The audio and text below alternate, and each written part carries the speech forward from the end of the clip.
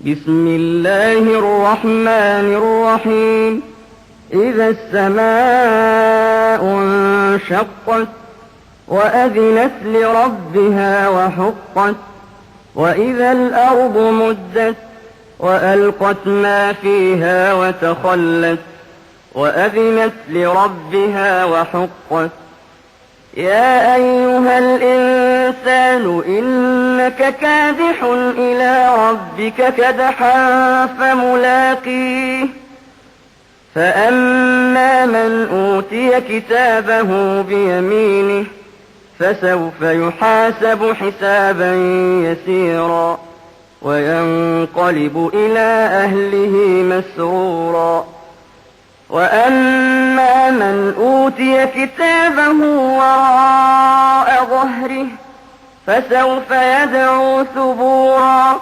ويصلى سعيرا إنه كان في أهله مسرورا إنه ظن أن لن يحور بلى إن ربه كان به بصيرا అనంత కరుణామయుడు అపార కృపాశీలుడు అయిన అల్లాహ్ పేరుతో ప్రారంభిస్తున్నాను.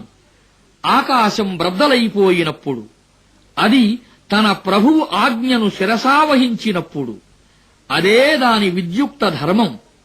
భూమి విస్తరింపజేయబడినప్పుడు, అది తన లోపల ఉన్నదంతా బయటికి విసరివేసి ఖాళీ అయినప్పుడు, అది తన ప్రభువు ఆజ్ఞను శిరసావహించినప్పుడు, అదే దాని విద్యుక్త ధర్మం.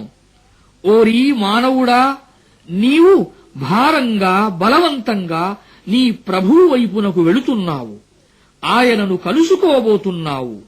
ఆ తరువాత కర్మల పత్రం కుడి చేతికి ఇవ్వబడిన వ్యక్తి నుండి తేలికపాటి లెక్క తీసుకోబడుతుంది.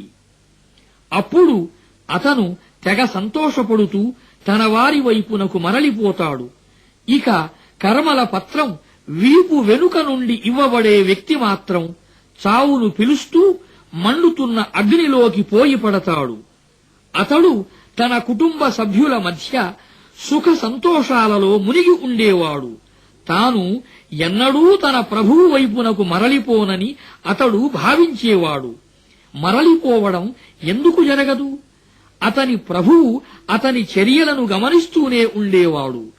فلا أقسم بالشفق والليل وما وسق والقمر إذا اتسق لتركبن طبقا عن طبق فما لهم لا يؤمنون وإذا قرئ عليهم القرآن لا يسجدون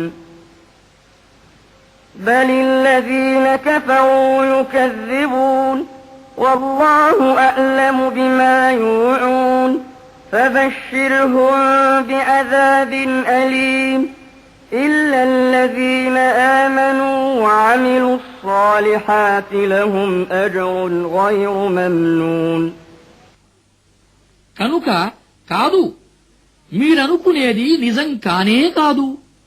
సంధ్యారుణిమ సాక్షిగా, రాత్రివేళ సాక్షిగా, అది సమీకరించే వాటి సాక్షిగా, నిండు చంద్రుని సాక్షిగా నేను చెబుతున్నాను. మీరు తప్పనిసరిగా ఒక స్థితి నుండి మరొక స్థితికి క్రమేణా తరలిపోవలసి ఉంటుంది.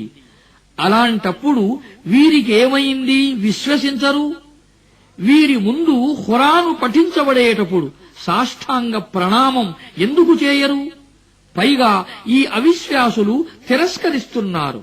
కాని వాస్తవానికి వీరు తమ కర్మల పత్రాలలో నమోదు చేసుకుంటున్న వాటిని అల్లాహ్ బాగా ఎరుగు.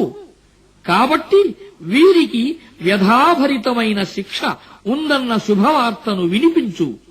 అయితే విశ్వసించి సత్కార్యాలు చేసిన వారికి అనంతమైన ప్రతిఫలం ఉంది.